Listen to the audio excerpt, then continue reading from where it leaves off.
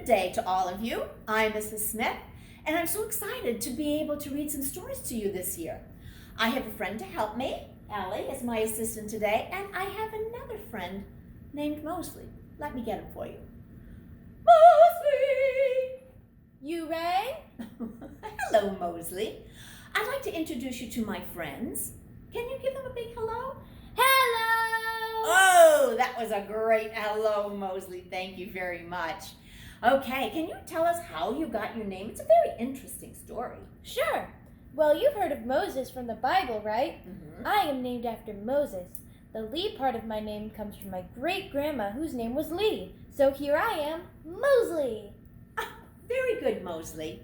Okay, are you ready to start with me on our first story? Yes, let's do it. Our first story is the story of creation, taken from the very first part of the Bible, the book of Genesis. I know what a Bible is. It is a collection of sacred writings of the Christian religion, made up of the Old and New Testaments. It tells us all about God. Yes, very good. Well, our first Bible story is about the creation of the world, and it's taken from this book called Bedtime Bible Stories. Okay, page 1. In the beginning, before there was anything, God created the earth and the heavens around the earth. Then God decided to fill the earth with beautiful and amazing things. God said, "Let there be light." And with those 4 words, light filled the air and all of the earth. And Moseley, what are you doing? I'm embellishing. Moseley, I can't even see Moseley. I think that in the book, they'll do a great job of embellishing. Okay? So put that down, please. Okay. So, light and night were the first day, and God was just getting started. On the second day, God said, "Let the sky be separated from the earth." And it happened just as God said. The waters of the sky separated from the waters of the earth, and the sky spread out far and wide above the world. So, on the second day, God separated the sky above from the waters below. Okay, now on page 2. Assistant, can you turn to page 2 for us, please? Ooh, see, we don't need any embellishment, Moseley. There's a lot of beautiful pictures in this book. On the third day, God pulled all the water out of the earth together to make oceans and lakes, rivers and creeks. He left wide spaces of dry land too. Then God said, "Let there be lots of plants, lots of trees with fruit and seeds of every kind, so that even more plants and more trees can grow from their seeds and their fruit." And that's just what happened. Daisies and daffodils jumped up from the soil. Lilies and lilacs bloomed big and beautiful. Trees stretched out their bright green leaves, reaching for the sun. Apples burst forth in red and green and yellow. Tall grasses, reeds, and wheat waved in the new, sweet-smelling breeze.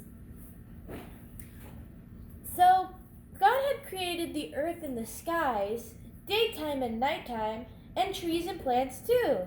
He did that all in just 3 days? Wow! Well, you do know, Moseley, that back in those days, there really didn't exist time as we have it today. They didn't know much about time. As a matter of fact, they didn't pay much attention to it. The Bible tells us that to God, 1 day is as 1,000 years, and 1,000 years as if it's 1 day. God's time is different from the time that we consider time. I will call that God time. God time is perfect because God is perfect. Indeed, He is. Well, back to the book now. God saw that it was all good, but God wasn't finished yet. Of course He wasn't finished yet. No, on the 4th day, God said, "Let there be a big bright light for the day, and let there be a smaller light for the night." Stop! Let's ask our assistant if they know what those two lights are. Okay. What do we call the big light that warms the day? The sun. And the smaller lights at night? The moon and the stars. That's very good. Thank you, assistant. As the stars faded and the sun rose on the fifth day, God brought the oceans and the skies to life. Let the oceans be filled with all sorts of creatures, he said, and let the skies be filled with birds of every kind. And that's just what happened. My turn! Up splashed the dolphins and the minnows and the big blue whales. The water wriggled with curious new creatures. The skies came alive with birds in flight, herons and hummingbirds, pigeons and parrots, cardinals and kookaburras. Kookaburras? Moseley, what is your favorite kind of animal? I like crabs and I love parrots. Aha! Well, friends, how about you? Oh, let's ask our friends to think a minute and tell us what are your favorite animals. Can you narrow it down to maybe just one type of water animal and one type of bird? And maybe little Ellie can share hers with us. I like bees a lot. Oh, bees. Well, that would be an insect with wings, huh? Yep. And what sound do they make? Very good. I love it. Okay. Okay, I think we're going to move on to the next page. Let me go all the way. Oh, let's skip another one. Let's go to page 8. We're going all the way to page 8. We already did this page. We did. Well, let's turn another one. All right, I think that's a good place to start, right there where all the animals are. Well, on the 6th day, that's perfect, because guess what happens on the 6th day? On the 6th day, God created the animals, every kind of animal. Huge and loud, quiet and soft and gentle and spiky and fuzzy, smelly and beautiful. Speaking of smelly, Moseley, did you shower this morning? No. I thought not. Oh well, that's okay. Let's continue our story. God created them all. Lions roared, mice squeaked, and kittens meowed. My turn to read. The earth was alive with brand new sights, sounds, and smells. Oh yeah, smells. But some of them are really good smells. God was so pleased. But still, he created even more. From the dust of the earth, God formed the very first man. God himself breathed life into the man. Ooh, Moseley, would you read those lines again, please? From the dust of the earth, God formed the very first man. God himself breathed life into the man. Moseley, the breath of God is what gave us our immortal soul. That means that our soul will never die. Our body was made from the earth, or matter, but the breath of God is spirit, and he breathes his spirit into us. Awesome! You got it. God named that man Adam and placed him in a garden called Eden. The garden was full of life. You will rule over all these creatures, God told Adam, the birds, the fish, and the animals too.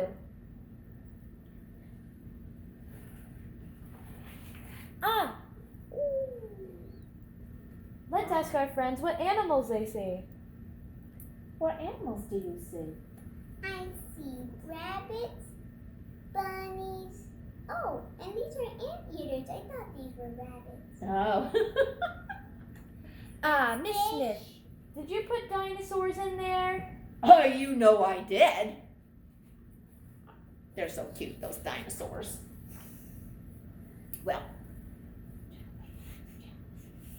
there we go. But Adam was alone. He was the only human in the whole world.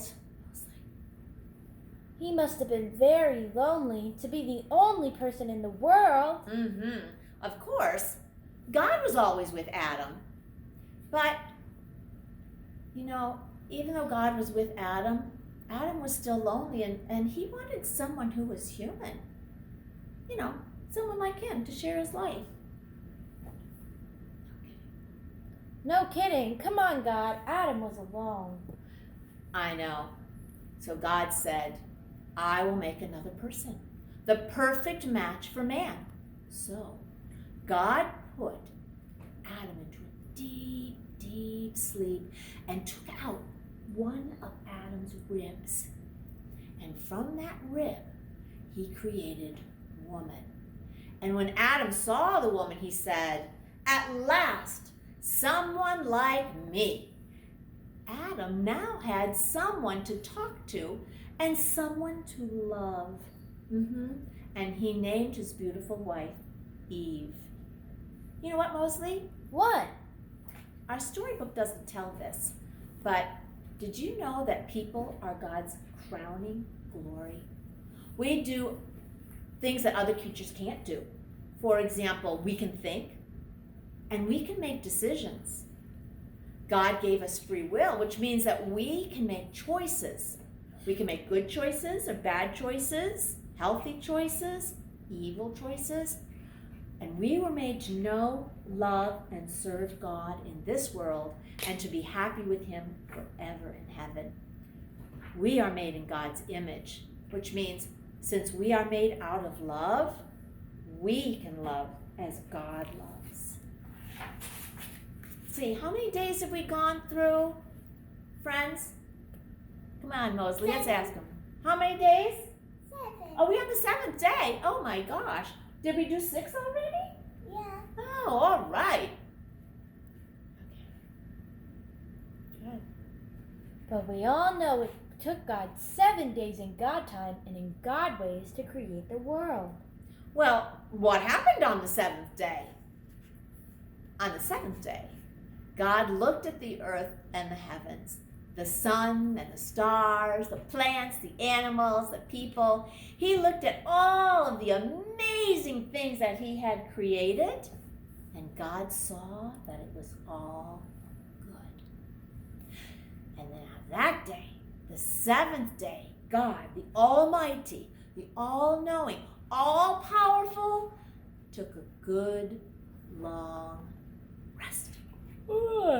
Speaking of rest, it's time for me to take a nap. Goodbye, Miss Smith. Goodbye, friends. And goodbye, Moseley. And goodbye, friends. Until next time, remember, stay happy, stay healthy, stay holy.